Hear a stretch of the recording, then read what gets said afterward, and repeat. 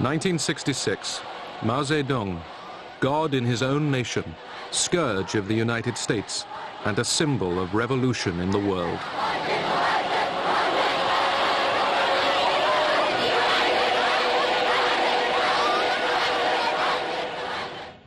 Six years later, Mao embraced the enemy. At the summit, face to face, two leaders who direct the destiny of 1 out of 3 persons on the earth. The gate to friendly contact, says Zhou Enlai, has finally been opened.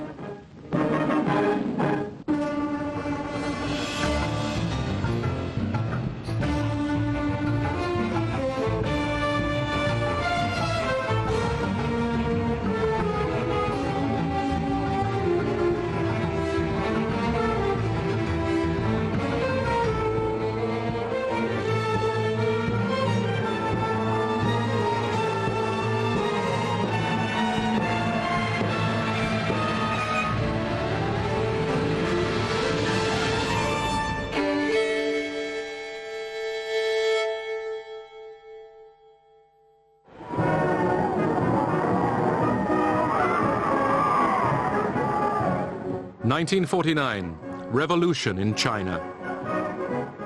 The People's Liberation Army were welcomed as heroes in Beijing. Led by Mao Zedong, the communists had triumphed in a civil war against the nationalists. Soviet support had been unreliable. The Chinese felt they'd managed it alone.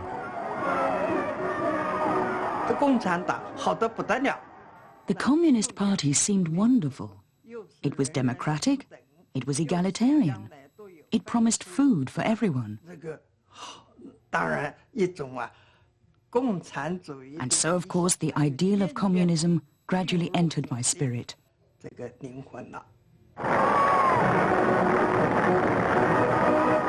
The Americans were devastated to lose China, their best friend in Asia. Oh, we felt that they had betrayed all of our high hopes and our expectations of them. We had become emotionally involved with them, and then they had done this to us. They'd gone off and become communists.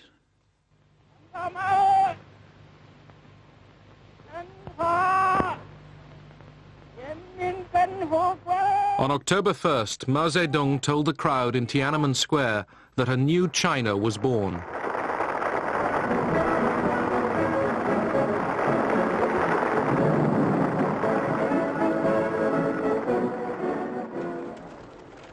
The country was in chaos, exhausted after years of war. Mao needed external help. One of Mao's first acts was to visit Moscow to get military protection and economic aid. He was met at the station by Foreign Minister Molotov and most of the Politburo.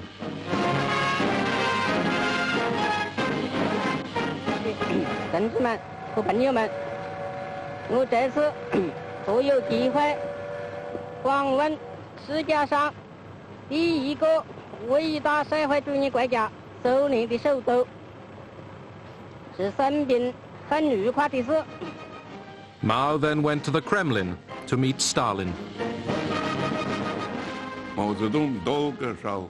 Mao shook Stalin's hand for a long time, a very long time. Stalin came out to greet him quite slowly. He knew how to play the role of statesman. Stalin was a wonderful actor, and he didn't rush like Mao did.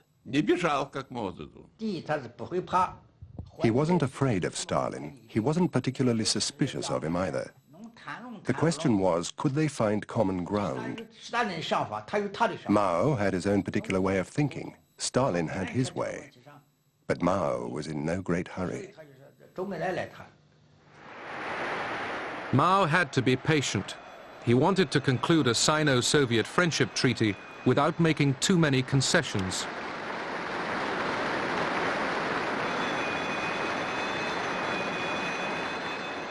But Stalin, as wary of Mao as Mao was of him, was in no hurry either. Mao's visit dragged on for 2 months. He toured factories and was shown inspiring films about Russian leaders, such as Tsar Peter the Great.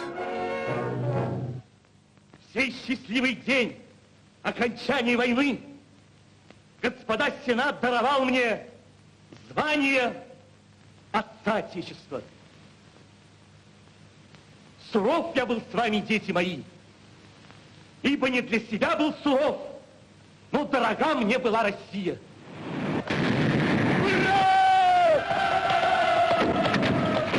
Mao wanted to see the sea. He had never seen a real sea.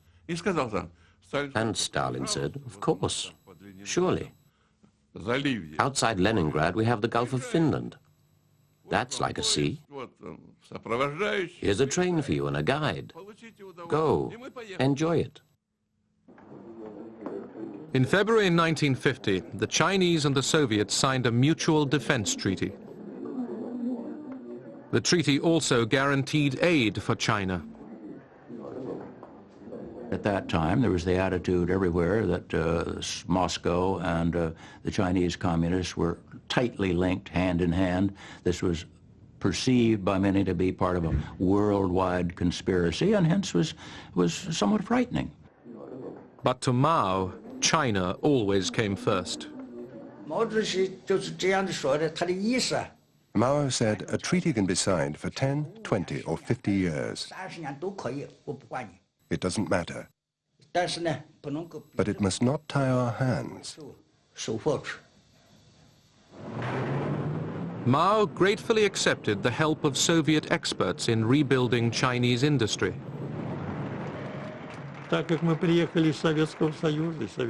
We had come from the Soviet Union, where the basis of the state economy was the plan. So we explained to our Chinese comrades that the plan was the absolute basis of everything. The development of the country, the economy, and not only the economy, but of other branches of knowledge.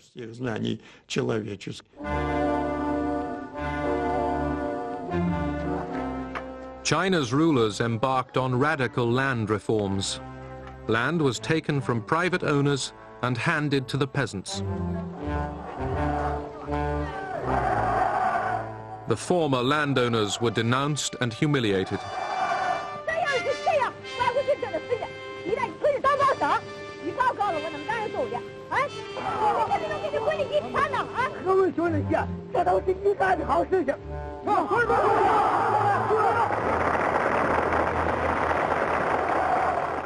A million lost their lives.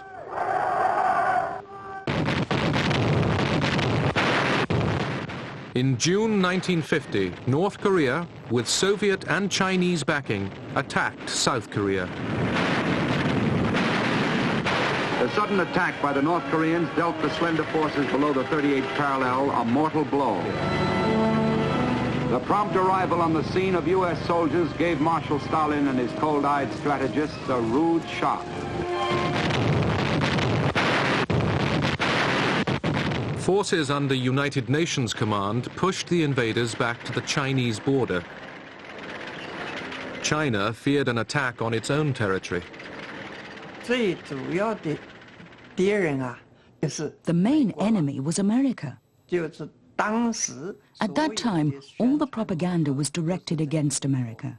The proletariat of the whole world must unite to get rid of the capitalists. America was a capitalist country, and so it had to be got rid of. Under the banner, "Help Korea, down with US imperialism," more than 1 million Chinese troops would cross the border into Korea.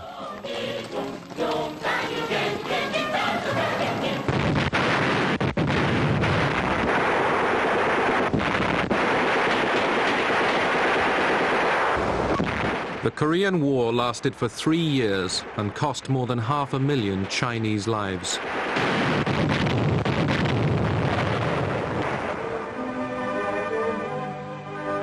In China, cinema audiences watched films of bumper harvests and new industrial records. 一个新纪录接连着一个新纪录，一个英雄再过一个英雄。中国的工人阶级以自己无穷的智慧和力量，胜利地结束了工业恢复阶段，迎接着即将开始的大规模的经济建设。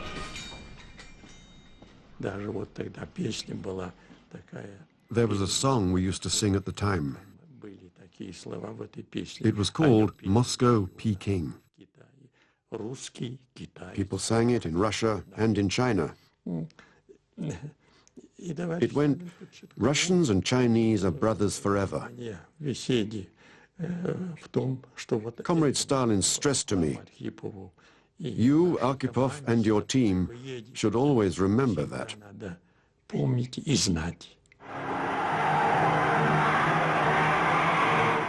Steel production was a yardstick of national virility. The success of the first three-year plan was celebrated. But although exhilarating, Soviet aid had to be paid for. We Chinese were very enthusiastic towards the Soviets. They were our older brother, our best friend. We expected them to give us a very warm welcome. The first time we went to the Soviet Union, they invited us to a big banquet. We ate very well. It was really good food. But what we hadn't expected was that this wasn't actually free of charge. They asked for more than 9,000 rubles for it. We were very shocked.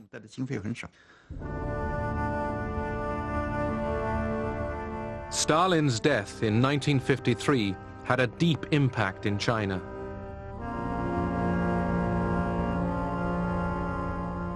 Despite Mao's misgivings, he had respected the Soviet leader's iron authority. After a power struggle in the Kremlin, Nikita Khrushchev emerged as the new Soviet leader. He and his Politburo visited China to maintain the alliance. The size and power of the communist bloc made the new American administration increasingly anxious. We can see that China is the basic cause of all of our troubles in Asia. If China had not gone communist, we would not have had a war in Korea. If China were not communist, there would be no war in Indochina. There would be no war in Malaya. Today, there are approximately 540 million people who can be counted on the side of the free nations. There are 800 million on the communist side. And there are 600 million others who must be counted as non-committed. America did everything to stop the spread of communism. To prevent China attacking the Chinese nationalist stronghold of Formosa or Taiwan, the United States financed a military build-up on the island. Generalissimo Chiang Kai-shek, along with his American advisors, reviews Free Chinese nationalist forces in an Independence Day parade. More than 500,000 soldiers, sailors, airmen, and Marines have as their ultimate aim and living goal the return to China's mainland. The nationalist government was determined to defend two small islands off the China coast, Quemoy and Matsu. From the point of view of the United States, these tiny little islands close to the mainland were of no significance as such. On the other hand, the Chinese nationalists looked on them as symbols as to what the United States would do in helping them. Furthermore, Chiang Kai-shek had put an enormous proportion of his army on these little islands. In September 1954, the communists shelled the island of Quemoy. 3 months later, Washington signed a mutual defense treaty with Taiwan. Almost immediately, the major units of the 7th Fleet are shifted to Formosa to augment the United States and nationalist patrols in the Strait and along the mainland. The action upholds the United States pledge to meet the common danger, communism. The American show of strength failed to stop the Chinese communist challenge. The Allied nations possessed together plenty of power in the area. The United States in particular has sea and air forces, now equipped with new and powerful weapons of precision. All-out war came closer. America made nuclear threats. Eisenhower never said he would use nuclear weapons, but he and Dulles essentially said nuclear weapons are available and would be part of our arsenal, and essentially implied that if they were necessary in order to prevail, they would be used. Regular target training keeps every pilot in combat readiness at all times. Mao's provocation and America's response concerned Khrushchev, whose nuclear bombs guaranteed China's security. Khrushchev told the Chinese that war with imperialism was no longer inevitable. At the 20th Soviet Party Congress in February 1956, in a secret session that was not filmed, Khrushchev denounced Stalin as a criminal. Mao took it as a threat to his own style of leadership. Mao's attitude was very clear. He thought that criticism of Stalin was inappropriate. Stalin was an international statesman. Mao Zedong said to him, "Your decision isn't right. Your speech isn't right." Khrushchev begins his arguments. But Stalin is a member of the Communist Party of the Soviet Union. It's our right to deal with him as we see fit. It is the personality cult of Stalin. That's why we've taken our decision. Mao Zedong. It is true that he is a member of your party, but he is also leader of the world revolutionary movement. We are the followers of Stalin. How can you reduce the role of Stalin to being only a member of the Soviet Communist Party? Just like that.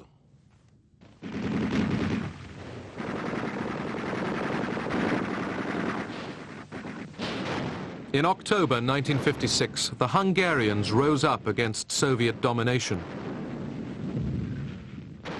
While Khrushchev hesitated, Mao urged a violent crackdown. For the 40th anniversary of the Soviet Revolution, Mao went to Moscow. He used the occasion to put himself forward as the new leader of world revolution.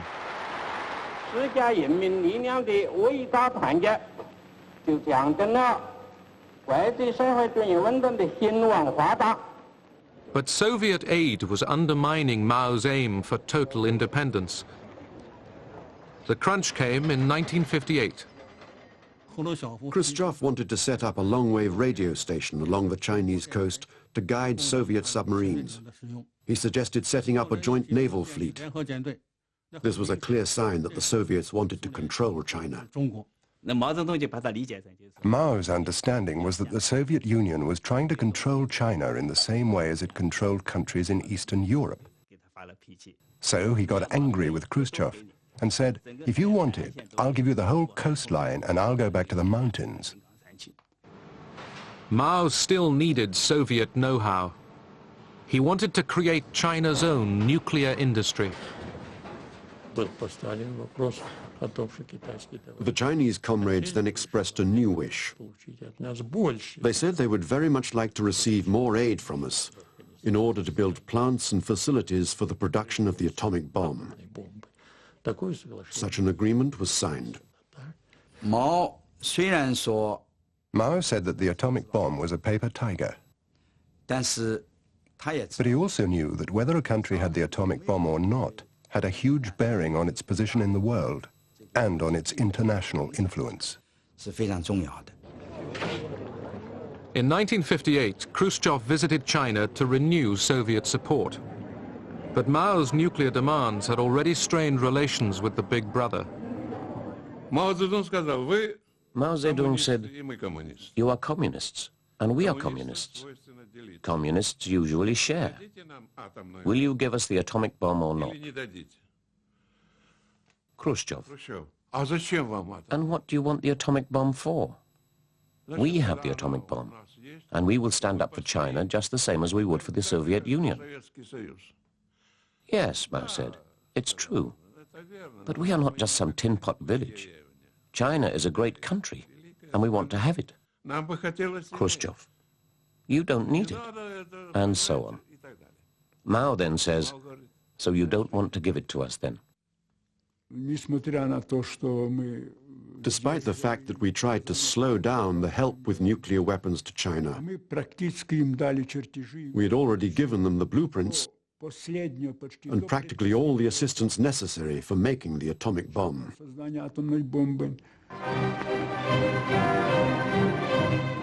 When Khrushchev next visited Beijing, he'd just been President Eisenhower's guest in the United States. After a frigidly polite reception, Khrushchev was accused of being an American stooge. Khrushchev protested that this was no way to talk to a communist leader. Mao's foreign minister, Marshal Chen Yi, was screaming at Khrushchev. He said, you're only a political leader, but I'm a marshal, and I'll say what I like. This argument had a huge impact on Sino-Soviet relations. From here on, no common ground could be found on major issues. After that, they split up. The struggle for preeminence in the communist world was now out in the open. Here were two despots, each used to having his own way. They couldn't cooperate. In the communist camp, the question was always, who was number one? Who was the Tsar?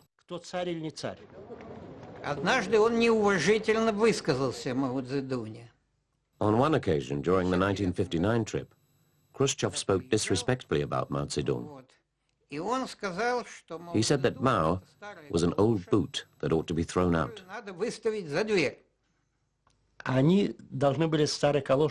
They had to translate old galosh, and they translated it as old boot. But in Chinese, it means both old boot and prostitute. And when Kang Sheng heard those words, he took it that the great leader was being called an old whore.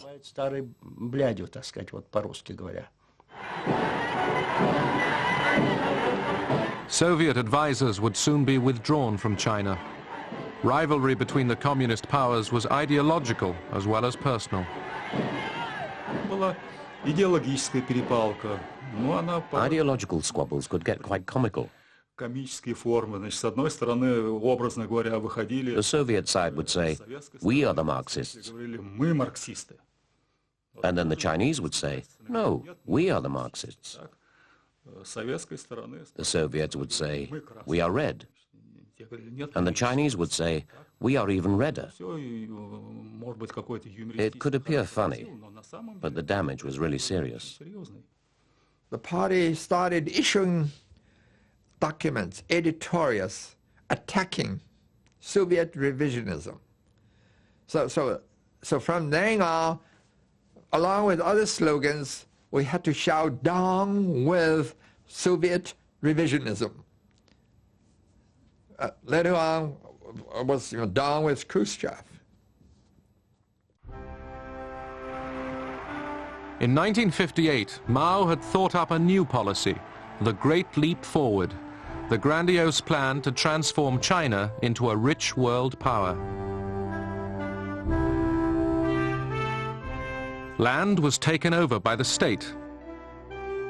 The family unit was to disappear. People were organized into huge communes. A utopian world of plenty would come from sheer force of will.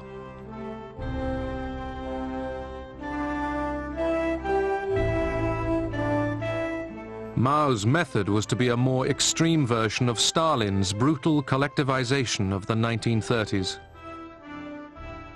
The Great Leap Forward was a kind of recklessness. Mao wanted to change the face of China in the shortest time possible. The slogan was, struggle hard for 3 years, change the face of China, catch up with Britain, catch up with America. It was completely unrealistic. Because steel remained a key symbol of national vitality, the entire country reverted to pre-industrial backyard furnaces. People worked day and night to produce massive amounts of useless metal. The largest city in China is Shanghai. Once I arrived there at the height of the Great Leap Forward. I went up to the roof of a tall house, and from there I could see all of Shanghai was in flames. In every courtyard they were smelting steel. Crops were left to rot. Scientific knowledge and all common sense were ignored. No one dared to tell the truth for fear of arrest or worse. The lies of the Great Leap Forward were absolutely unbelievable. Anybody who did not speak in falsehoods was demoted or expelled from their jobs. From the time of the Great Leap Forward, all Chinese people learned to tell lies.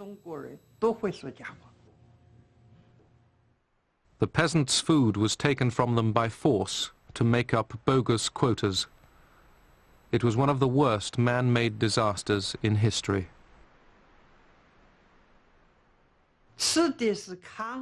We had to eat the husks of coarse grain, not even the grain itself. We ate leaves of trees.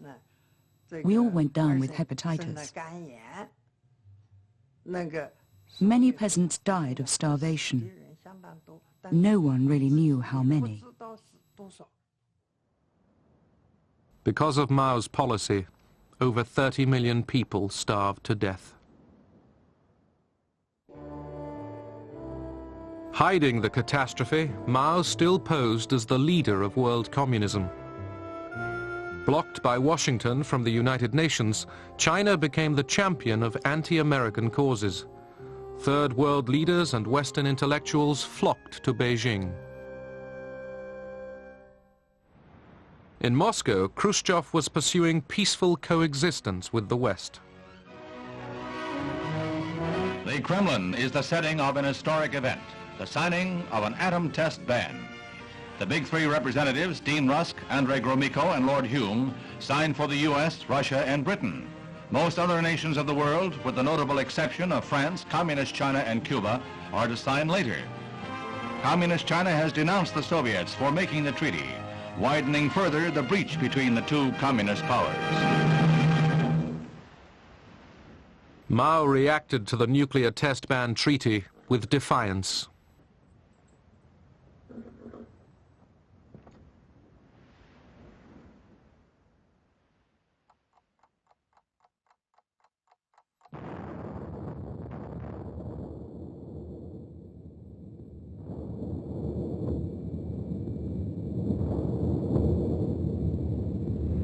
Chinese communist nuclear detonation is a reflection of policies which do not serve the cause of peace. But there is no reason to fear that it will lead to immediate dangers of war. The nations of the free world will recognize its limited significance and will persevere in their determination to preserve their independence.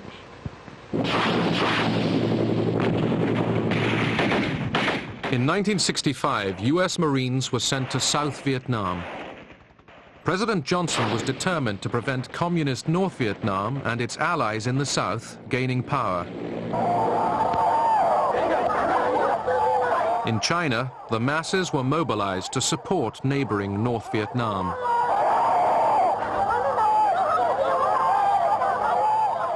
Rulers in Hanoi are urged on by Peking.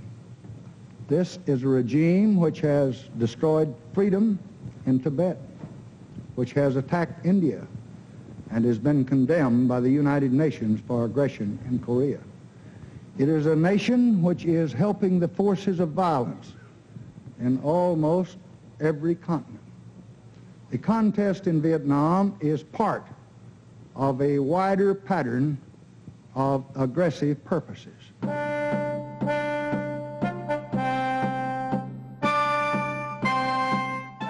A war between China and the United States was once again a possibility.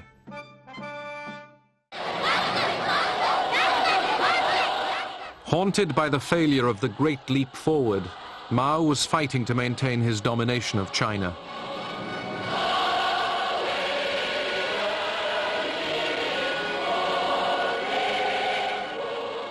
In 1966, he launched the Great Cultural Revolution.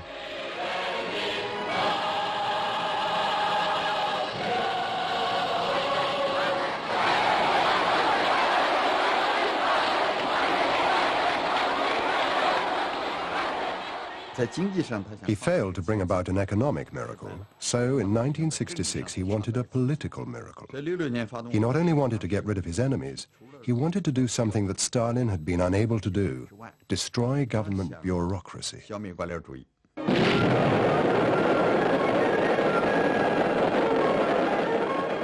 The Mao personality cult did not come to full blossoming until the Cultural Revolution, when he became the so-called Four Greats, the great leader, great helmsman, great supreme commander, great teacher. He has replaced Stalin, and Beijing has become the center of world revolution. Millions of young people were recruited to be Mao's Red Guards. Their idealism was exploited to create mayhem and to destroy every vestige of the past. Chairman Mao says, Marxism consists of thousands of truths, but they all boil down to one phrase: it's right to rebel.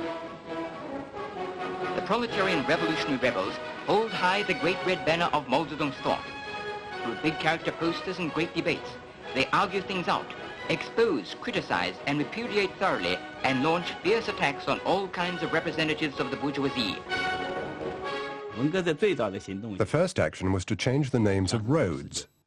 The name of the road outside the Soviet embassy was changed to Anti-Revisionism Road. There were demonstrations outside the Soviet embassy. Most of the demonstrators were Red Guards.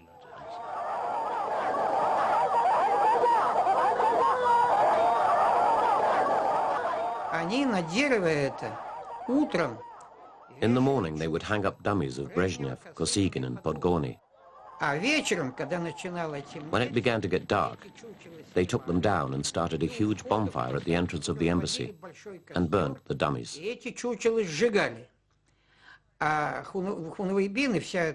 The Red Guards and the young people gathered around the fire and danced and yelled anti-Soviet slogans.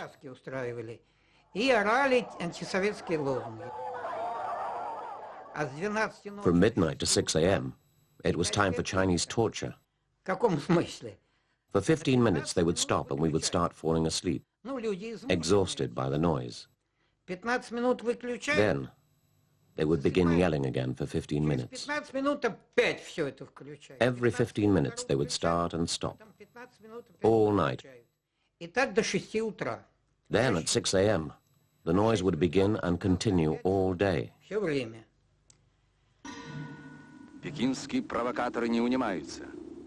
In 1969, tension along the vast Soviet-Chinese border increased. Границы Союза Советских Социалистических Республик священны и неприкосновенны. There were frequent clashes.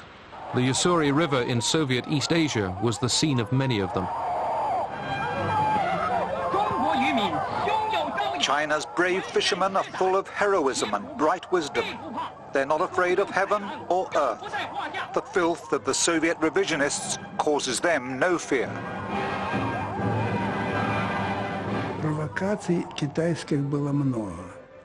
There were a lot of provocations from the Chinese. They crossed the border in huge numbers. What could we do? It wouldn't be nice to shoot them. But how could we get rid of them? It was a difficult question to solve, and so things got worse. The Chinese were mostly to blame. Images of aggressive Chinese at the border fueled Soviet fears of an invasion.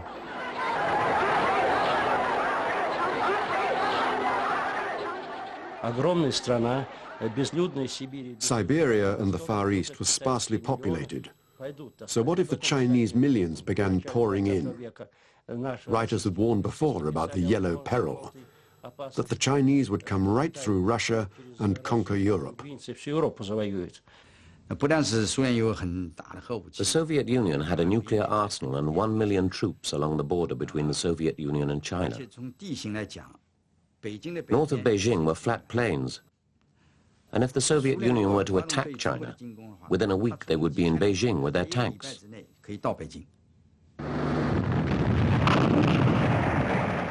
A battle was fought over a tiny island in the Ussuri River in March 1969. Mutual hostility was escalating dangerously. Our CIA estimated the chances of an iron bomb attack by the Soviet Union on China was 1 in 3. To show you how real that fear was. And meanwhile, by 1969, the Chinese were building at a furious rate these great, huge underground shelters in their cities.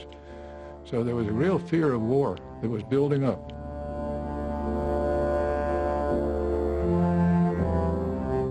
The vast network of shelters tunneled underground was meant to withstand nuclear attack.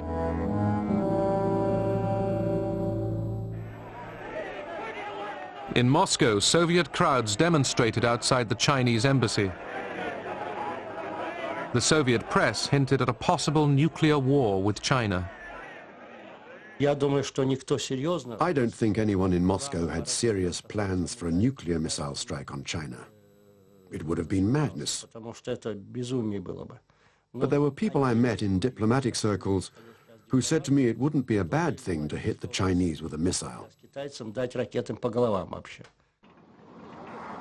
Soviet Premier Kosygin visited Beijing in October 1969 to stop a potential war and restore relations. When Zhou Enlai met Kosygin at Beijing airport, he said to him, "If you attack our nuclear installations with atomic weapons, that counts as war. As an invasion of our territory, China won't hesitate to respond." Mao, fearful of Moscow's belligerence, had already decided he wanted better relations with America.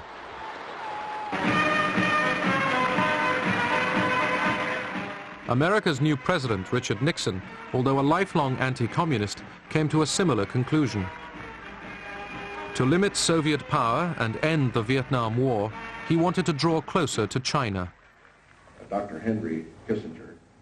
With his new national security advisor, Henry Kissinger, Nixon developed a foreign policy which exploited the hostility between the communist giants. It began to dawn on us, after we'd been in office for a while, that there were genuine tensions between Russia and China, and that probably the Soviet Union was the cause of the tensions and not China, which was the opposite of the idea with which we entered. The first sign of a thaw from Beijing came during a table tennis match. In 1971, while playing in Japan, the American team was suddenly invited to China. I think it's a wonderful opportunity to go to China because not very many people get there, and I feel it's a great opportunity to play against the top players and be able to take some of this knowledge home, and I think it's also a step in our political relations with China. The team's home movies offered the first glimpse of China to most Americans for 20 years.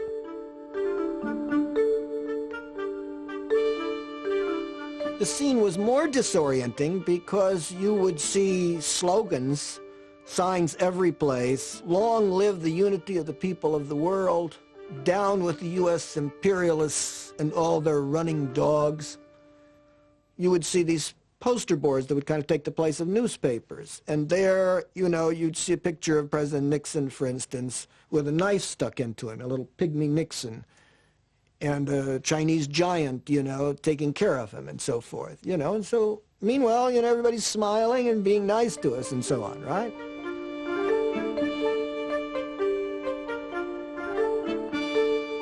They've got this slogan, friendship first, competition second.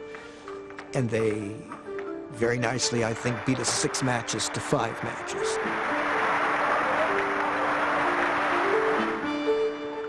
Ping-pong diplomacy led to an even greater breakthrough. In July 1971, Henry Kissinger went on a tour of Asia. His most important mission was kept secret, a visit to Beijing to prepare the way for a rapprochement with China. As the plane was getting close to the Chinese border, we were all aware of the fact that no American official had been in China since 1949, 22 years. I decided I'd like to be first. And so while Kissinger was sitting in the back of the plane, I went to the front of the plane, so as the plane went over the Chinese border, I was the first American official into China in 22 years. Henry never forgave me for that, elbowed me aside and got off the plane first. I didn't put my foot down and say, now I've just made history and this will never be forgotten. I thought, whom am I going to meet and how am I going to bring it to a conclusion? Nixon was very secretive by nature. Kissinger was a maneuverer, an operator by nature. They both greatly enjoyed this kind of an operation. President Nixon, who was very decisive and very capable of making big decisions, was not, however, capable in overruling subordinates to their face. And therefore, he found it very, very painful. In fact, he found it, to all practical purposes, impossible to tell a bureaucracy, I disagree with you, and you will do it my way. He rather set up a back channel. Going through back doors and back channels and setting up some kind of a secret meeting that would make certain kinds of secret arrangements that were done behind the State Department's back, behind the back of everybody. And then be able to surprise the world with this announcement. That was great theater.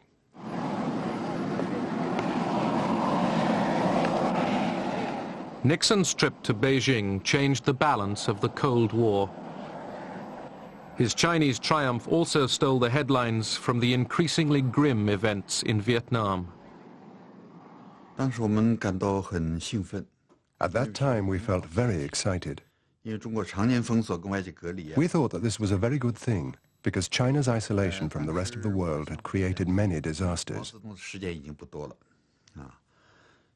I knew that Mao didn't have very long to live, and I thought that he'd at last made a good decision.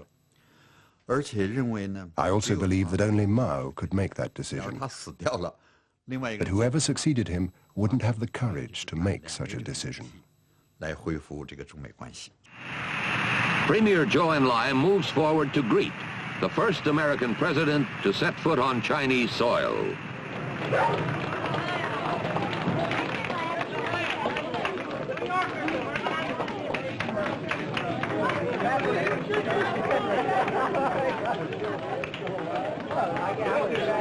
East meets West as a handshake bridges 16,000 miles and 22 years of hostility. There are no welcoming speeches, no formal ceremonies, just a receiving line made up of Communist Party officials and a military band playing the Star-Spangled Banner. Nixon, the lifelong anti-communist, quoted Mao's own words. So many deeds cry out to be done, and always urgently. The world rolls on. Time passes. 10,000 years are too long. Seize the day. Seize the hour. This is the hour. This is the day. Peking newspapers, which had played down the Nixon visit, now give it front-page coverage. Dealers sell out as readers follow day by day the president's activities. Today, the president walks among priceless treasures from China's golden age. Among them, a pair of ear stoppers used by the emperor to keep from hearing criticism. Give me a pair.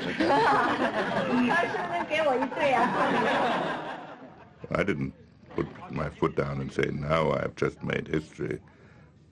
On the way back from Beijing, I knew we had made history.